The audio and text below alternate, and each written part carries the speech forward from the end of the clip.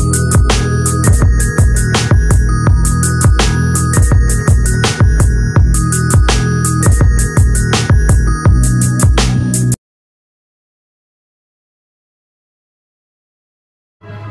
magandang umaga sa inyo lahat.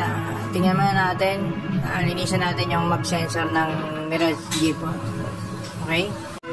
Gamit ang contact cleaner at lilinisan natin. Good day mga game changer, mga MC Taxi. Bali ngayon, ang gagawin natin ngayon is yung Mirage G4. Maglilinis tayo ng map sensor. Bakit tayo maglilinis ng map sensor? Ramdam na natin yung delay. Yung delay niya talaga. Although medyo may delay talaga to kasi 3 cylinder lang to. Pero iba yung delay niya sa pagtapak natin sa gas.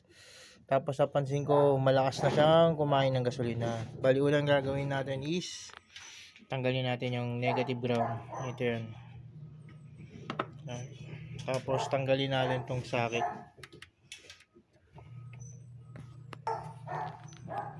Yan, tong socket tanggalin. Push nyo lang to, tas hatak. Yan. Tapos gamit ang T na 8mm, tanggalin yung tornilyo na yan. Yan, pa kaliwa, pa counter ang pagtanggal niyan.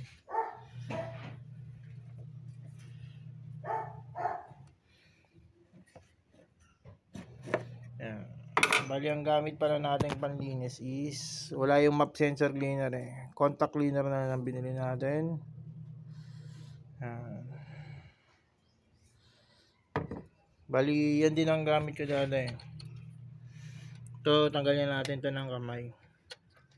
Kamay na natin pag naluwagan na natin. Tornilyo, alalayan nyo lang ba mahulog.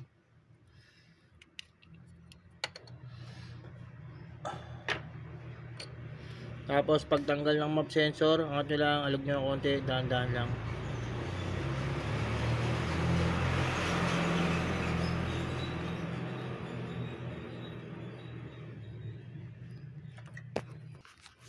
Yan. Bali, ikot-ikot nyo ng konti, tapos angat nyo lang, tatanggal nyo na yan. Dahan-dahanin nyo lang. Yun. Medyo, ano na siya, medyo sa araw, yan. Madumi na nga siya. Yan yung bubugan natin.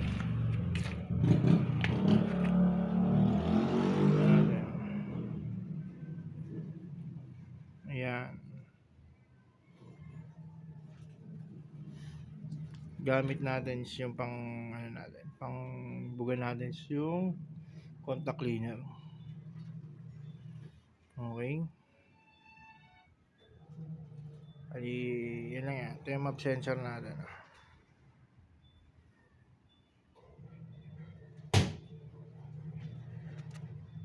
Okay. Bubagan natin yan.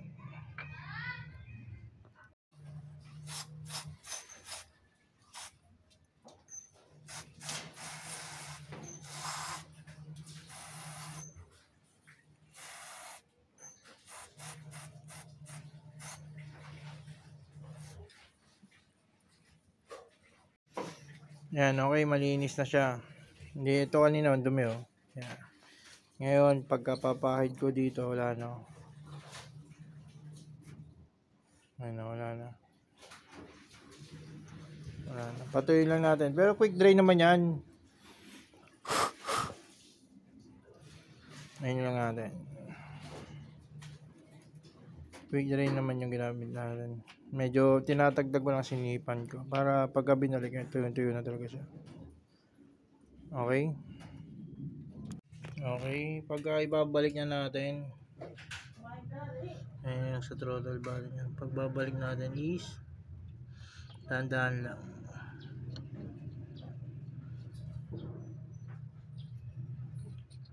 Yan. Tapos yung tornilyo ay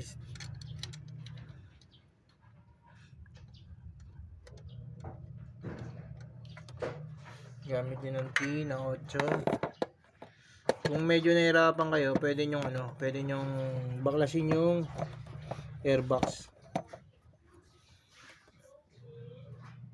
Okay.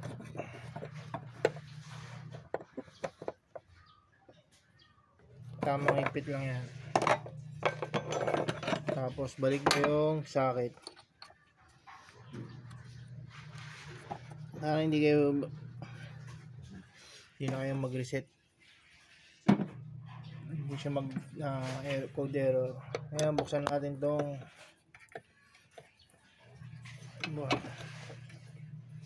check natin yung throttle body. Natin kung madumi.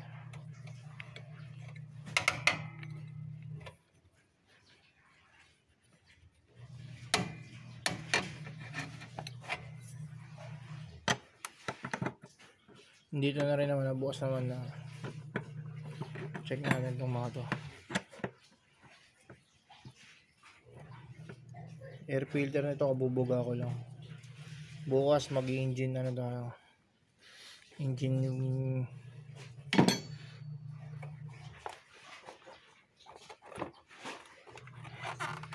ayan.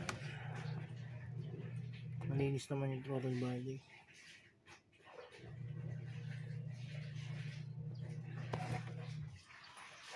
Kaka ano lang ito eh. Kakalinis lang ito. So, bibita yung throttle body cleaner. Bubuga natin dito. Para malinisan. Okay, ganun lang. Balik muna natin. Okay. Okay. Dito naman sa loob. Check natin. Baka mamaya bigla magkaroon ng check engine eh. Pero hindi magkakaroon ng check engine to kasi inano natin eh, tinanggal natin yung negative bago natin tinanggal yung sensor, tsaka wala namang issue.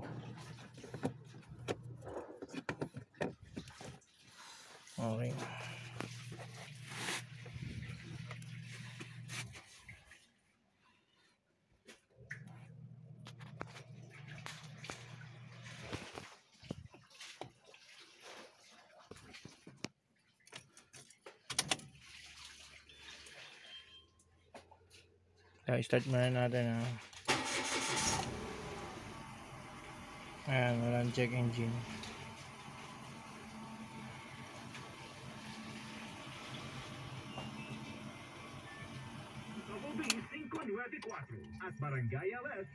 Ngayon, tingnan natin.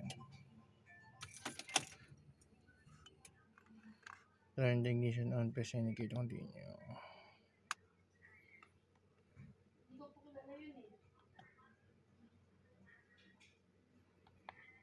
Automatic. No. Read codes. Stored.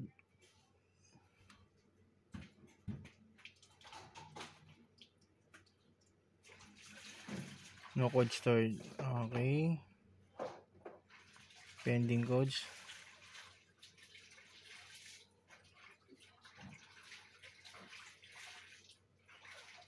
No pending codes. Okay. Tingnan naman natin yung parameter niya.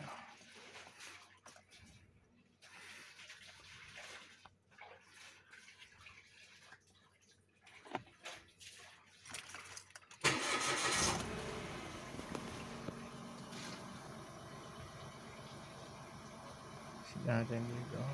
Okay. Live data. Tingnan natin yung parameter. View all items. 0 ECT 34 RPM 995. Yan, bumababa yung RPM natin.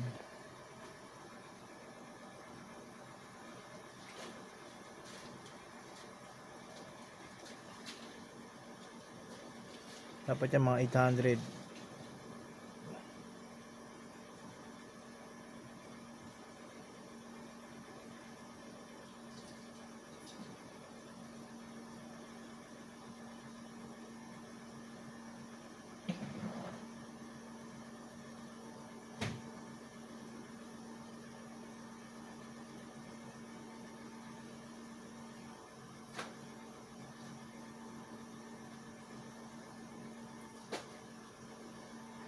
Okay na yung 910. Mas huwag lang tumas ng 1,000. Taas na masyado yung RPM natin. Yung ideal, yung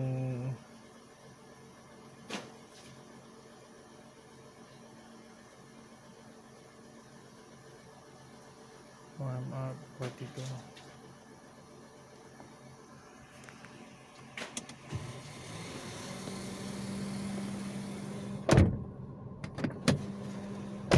Sa din yung aircon.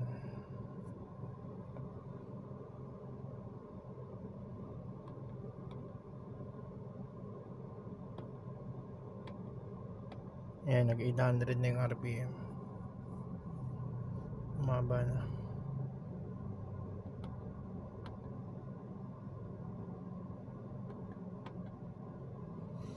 Check natin yung iba.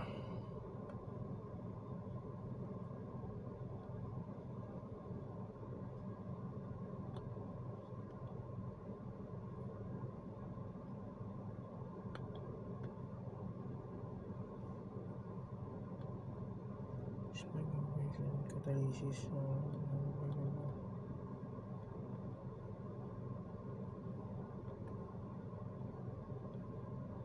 No freezing. Okay na. Wala siyang error. Pagkatapos natin siyang linisan yung map sensor. Sunod natin yung oxygen sensor. Lilinisan natin yan. Okay. Yun lang. Okay na.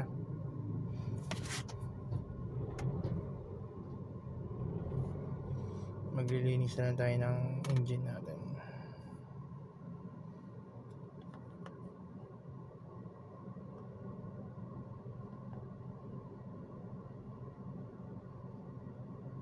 Okay na.